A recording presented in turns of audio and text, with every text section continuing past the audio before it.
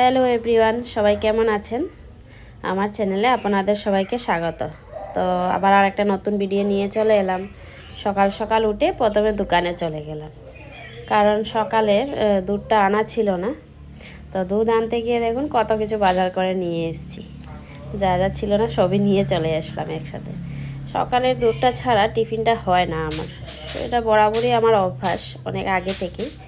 তো টিফিন সব সেরে নিলাম, তারপর লেগে পড়লাম রান্নার কাজে। কি কাটছি দেখুন, করলা, অনেকগুলো করলা। ভাবছেন তো কি রান্না করব এত করলা দিয়ে? আসলে এটা দিয়ে একটা রেসিপি আছে, এটাকে উচ্ছে বড়ি বলে। আমি যদিও আমার বাপের বাড়িতে কখনো খাইনি, এটা শ্বশুরবাড়িতে এসেই দেখেছি। বেশ ভালো লাগে খেতে। অল্প বেগুন, আলু, উচ্ছে, অনেকটা শুক্তো টাইপ উচ্ছে বড়ি বলে ওই রেসিপিটাকে। খুবই ভালো লাগে আমার খেতে।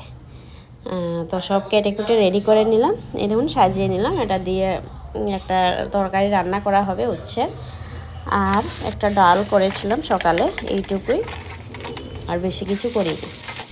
কাল আমি কুসংস্কার নিয়ে অনেক কিছুই বলেছিলাম বাচ্চার ক্ষেত্রে। দেখুন এটা প্লাস মায়ের ক্ষেত্রেও অনেকটা উপকারী। আকাশটা দেখুন কত সুন্দর, তারপর বলছি দেখে নিন। মায়ের ক্ষেত্রে বলতে দেখুন 1 মাস যেখানে বাচ্চা মাকে পুরো আলাদা একটা ঘরে রাখা হয়, প্লাস মা রান্না করতে পারবে না, ছুতে পারবে না, একটা নিয়ম করে দিয়েছে যে ছুতে পারবে না কিছু। তারও একটা কারণ আছে। দেখুন এই নিয়মটা করা না থাকলে কি হতো, নর্মালি যে বাচ্চা তো হয়ে গেছে, এখন রান্নার কাজে লেগে পড়ো, একটা ব্যাপার থাকতো। যেহেতু একটা ডেলিভারি মায়ের ক্ষেত্রে ডেলিভারির পর অনেক কিছু হরমোনাল চেঞ্জেস থাকে, পুরোপুরিভাবে উইক হয়ে পড়ে। তো সেক্ষেত্রে এই নিয়মটা যেহেতু আছে, তার কারণে কেউই বলবে না যে তুমি রান্না করো বা এই কাজটা করো ওই কাজটা করো, যেটা 1 মাস পুরো আলাদাভাবে রেখে দেওয়া হয়। তো সেটা মনে করি করা হয়েছে বলেই আজকে সবাই নিয়মটা মানছে বলেই সব মায়েরাই পুরো একটা রেস্টের মধ্যে থাকছে 1 মাস। তার জন্য তাড়াতাড়ি রিকভারও হতে পারছে, বাচ্চার খেয়ালও নিতে পারছে। আপনাদের সাথে কথা বলতে বলতে আমি চলে এলাম খাবার নিয়ে। দেখুন রাজহাঁসটাকে কত সুন্দর লাগছে না? তারপর মাকে দর্শন করা হবে। দেখুন পুজো হচ্ছিল,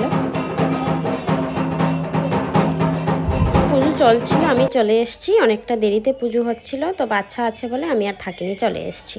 তো অনেক কিছু আপনাদের বললাম। যদি ভালো লাগে অবশ্যই কমেন্টে জানাবেন, আর ভুল হলে সেটাও জানাবেন, ভুল হলে মাফ করে দেবেন। আর কিছু যদি আরও জানার থাকে আপনাদের, আমি যতটুকু পারি আমি বলবো। তারপর চলে এলাম বিকেলে, বাচ্চাকে নিয়ে একটু গেলাম ছাদে, ওকে দেখাচ্ছি গাছের পাতাগুলোকে। যাই হোক, আমার ভিডিওটা যদি ভালো লাগে অবশ্যই একটা লাইক কমেন্ট করে দেবেন। আর সবাই ভালো থাকবেন, সুস্থ থাকবেন। আবারও আর একটা নতুন ভিডিও নিয়ে আসবো। ততক্ষণের জন্য টাটা সবাইকে।